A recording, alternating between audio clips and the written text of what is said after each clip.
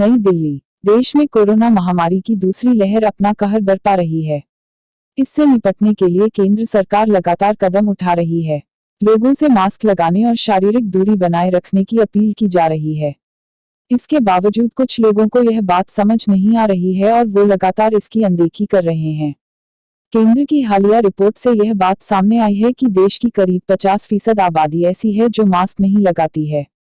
केंद्रीय स्वास्थ्य मंत्रालय ने शुक्रवार को इस बारे में जानकारी दी है। मंत्रालय ने एक अध्ययन में कहा कि देश में लगभग 50% लोग मास्क नहीं पहनते हैं। एक प्रेस वार्ता में बोलते हुए स्वास्थ्य मंत्रालय के संयुक्त सचिव लव अग्रवाल ने कहा, एक रिसर्च के अनुसार भारत में 50% लोग अभी भी मास्क नहीं पहनते हैं। जो लोग मास्क पहनते भी हैं उनमें से 64% अपनी नाक को ठीक कवर नहीं करते हैं। उन्होंने आगे कहा कि अब तक 9 राज्यों में कोविड-19 के 50,000 से 1 लाख सक्रिय मामले हैं और 19 राज्यों में 50,000 से कम सक्रिय मामले हैं। अग्रवाल ने रिसर्च के बारे में बताते हुए कहा, यदि एक व्यक्ति शारीरिक दूरी का पालन नहीं करता है तो वह व्यक्ति एक महीने में 406 व्यक्तियों को संक्रमित कर सकता है। उन्होंने कहा, इसी तरह मास्क का उपयोग भी महत्वपूर्ण है। यदि कोई संक्रमित और गैर संक्रमित व्यक्ति मास्क नहीं पहनता है तो संक्रमण के फैलने की 90% संभावना है। लेकिन यदि शारीरिक दूरी का पालन किया जाए और मास्क भी पहने तो संक्रमण का जोखिम ना के बराबर है।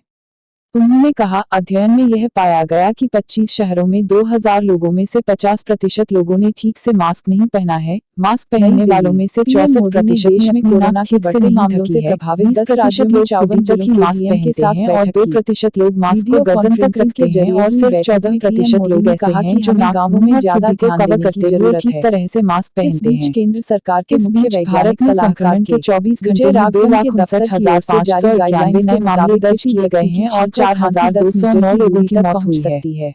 केंद्रीय स्वास्थ्य मंत्रालय ने बताया कि बीते 24 घंटों में 3,57,295 लोग ठीक हुए हैं। वायरस के फैलने का मंत्रालय ने कहा, भारत में संक्रमण के अब तक 2,60,31,991 मामले दर्ज किए जा चुके हैं। छींक के जरिए वायरस हवा में 30,27,925 सक्रिय मामले हैं।